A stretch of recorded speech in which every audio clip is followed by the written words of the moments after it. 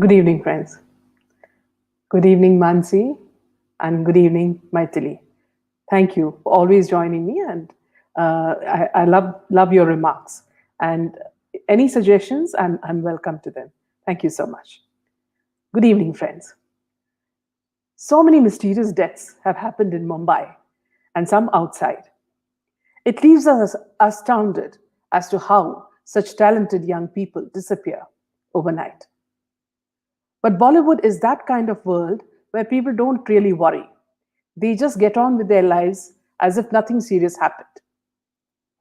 As questions around the mysterious death of Sushant Singh Rajput have reached a boiling point, with all waiting impatiently for CBI to come out with their verdict, we start with a series of deaths of actors and actresses that have been proclaimed as suicides or cardiac arrests, but point to the contrary, none of which have got the kind of interest that Sushant's death has got. Perhaps it's because social media has come into full swing during this period. But I feel that many of us can bring it back with details so that people can know whether it really was a natural death or a suicide.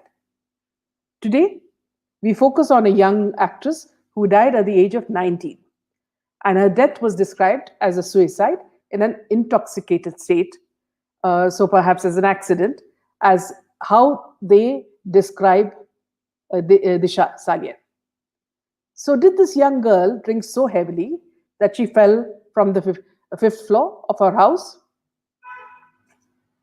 Before I go into the details, I'd like to tell you that all the points raised here are on public domain and have appeared in previous articles in media.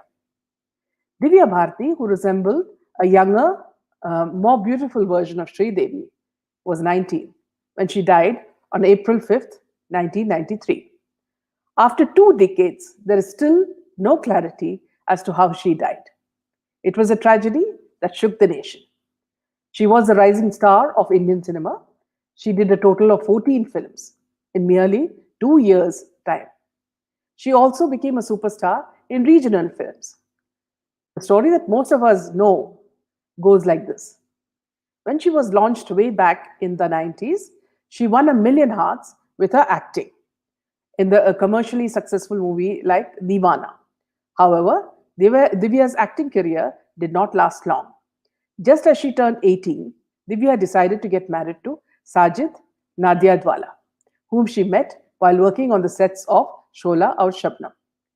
Nadiadwala had come to meet actor Govinda, but fell in love with Divya Bharati. According to reports, the doll like Divya Bharati and her marriage to Sajid was kept a secret so as not to affect her film career. However, Divya's happiness was short lived as on April 5th, 1993, Divya was found dead after she fell from the balcony of her Tulsi apartment building on the fifth floor in Versova, Mumbai. While some call it an accidental death, there have been other reports in the media hinting at the alleged involvement of the underworld mafia. According to reports in the media released during that time, Divya Bharti's body was sent for examination and a fair amount of alcohol was found in her blood. It was also reported that designer Nita Lulla and her husband Dr. Shyam Lulla had met Divya Bharti that evening. In another article in Stardust, the writer said that Divya was very upset with her husband's links with the underworld mafia, that she and Sajid had fought and were heard screaming at each other that evening, and she had taken some drinks and some sleeping pills, due to which Sajid called his doctor friend, Dr. Shyam Lulla. He came with his wife, Nita, at 11 p.m. The couple asked Sajid and Divya's brother to leave so that they could calm Divya down.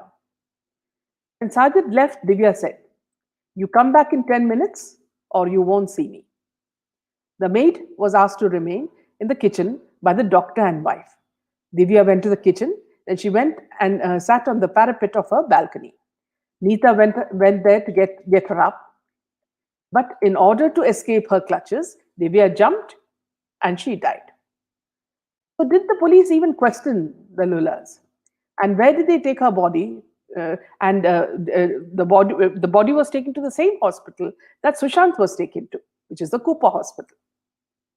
Except for a few who attended her funeral, The rest were busy working, and Jitendra even gave a lavish party the day after her death.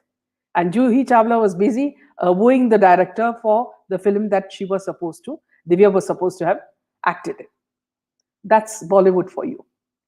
We had seen the same casual manner in his daughter, Ekta Kapoor, when she decided to open a fund for depressed people in Sushant's name, assuming that he had committed suicide. And she took a U turn when, when SSR's family said they did not want anybody cashing in on SSR's name in any way. In an article in India Times, this is another version, which could or could not be true, but it gives a sort of a plausible version. It was rumored that she had a reputation for being unprofessional and unreliable. Producers and directors complained about Divya's erratic behavior, somewhat on the same terms as Sushant was supposed to have behaved, according to media. Certain facts that came into focus was that Divya Bharti had been threatened and cajoled into the marriage with Sajid Nadiadwala, who was already married. In the industry, it was known that Sajid was drawn to pretty faces and that her father had blamed her mother. Mother was responsible for her death. So, did her mother force her into this marriage?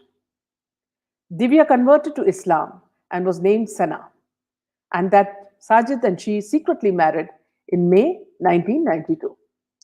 Reportedly, Divya's marriage was kept under the wraps since Sajid did not want their marriage to be public. Naturally, because he was married.